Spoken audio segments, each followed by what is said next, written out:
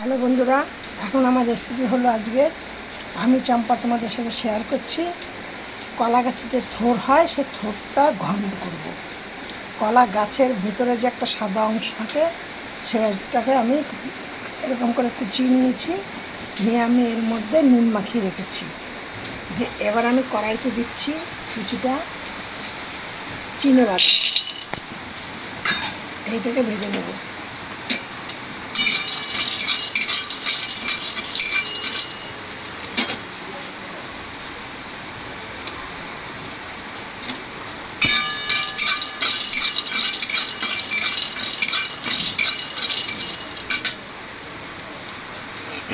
দেখো বাদামগুলো কিন্তু ভাজা হয়ে গেছে, এবার এগুলোকে তুলে নেব।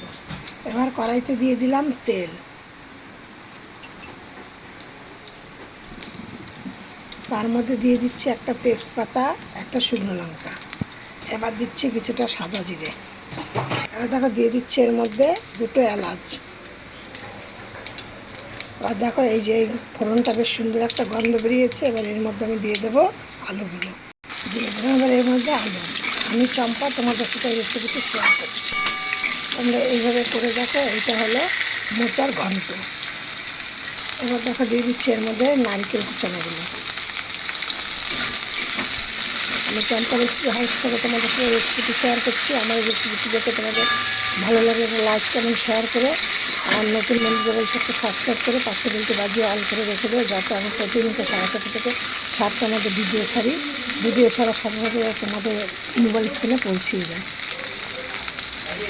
এবার তোমরা ঠিক এইভাবে করো, আমি পরপর যেগুলো দেখাচ্ছি তোমরা ঠিক এইভাবে করো। দেখো এগুলো কিন্তু সবাই খেতে, অনেকেই মোচা খেতে চাও না, কিন্তু এইভাবে করে দিলে পর কিন্তু সবাই খাবে।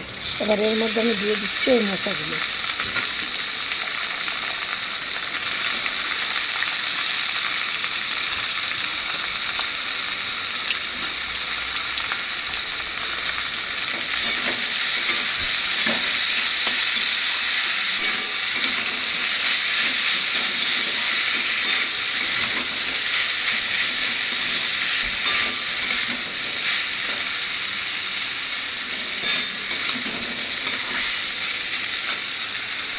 এবার দেখো এর মধ্যে আছে আমার আদা, জিরে আর কাঁচা লঙ্কা পেস্ট করা। এর থেকে আমি অল্প করে কিছু পরিমাণে মশলা দিয়ে দিলাম।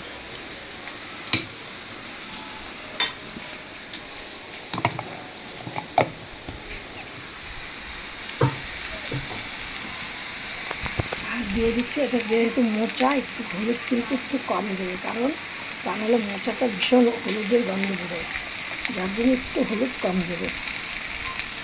এই যে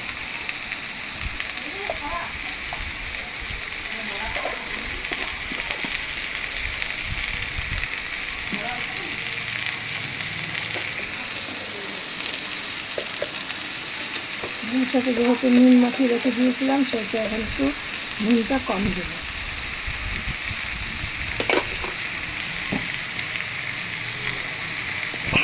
দিয়ে দেবো জল, তা না হলে শুকনো শুকনো নাড়া যাবে না, মশলাটা তখন ভালো। মধ্যে দিয়ে দেবো চিনি। এবার দেখো আমার এখানে একদম কষানো হয়ে গেছে। এবার আমি এর মধ্যে দিয়ে দেবো একদম কম অল্প পরিমাণে জল।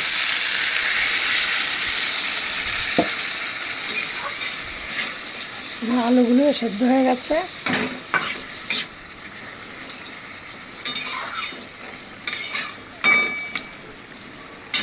আর তোমাদের সাথে একটা শেয়ার করছি, যখন কোনো চিনে বাদাম তোমরা তরকারিতে দেবে, তার গায়ে খোসা থাকে, একটু তেল ছাড়া ভাজবে, ভেজে নিয়ে এরকম একটা ডলা দিলে এগুলো সব খোলাগুলি উঠে চলে যাবে।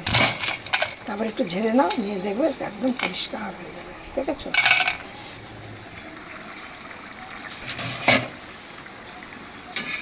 এবার আমার এটা হতে থাকে, ঘুরে আসছে 1-2 মিনিট বাদে। ফল কিন্তু মানুষের শরীরের পক্ষে খুব ভালো। এই কিন্তু অনেক ওষুধে খেলে অনেক শরীরের প্রবলেম দূর হয়।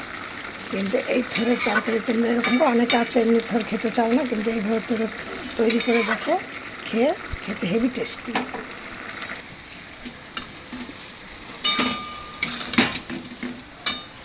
এবার দিয়ে দিচ্ছে বাদামগুলো।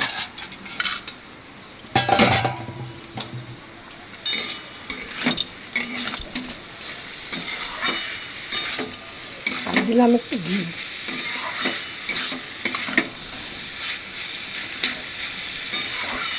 একদম তোমরা এইভাবে একটা করে দেখো, একদম সব বাচ্চারাও খাবে। হেভি মুখরোচক একটা খাবার আর হেভি হেলদি খাবার।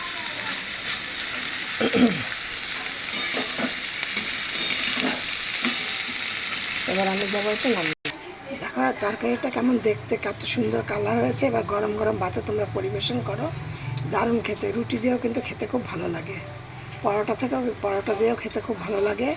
আর এটা কিন্তু তোমরা যদি এইভাবে করে করে দিতে পারো তাহলে কিন্তু ছোট থেকে বড় সবাই চেটে পুটে খাবে। নেক্সট রেসিপি আবার অন্য কিছু। আমার এই রেসিপিটা দেখে তোমরা করে খেয়ে আমাকে একটা অন্তত লাইক করে দিও।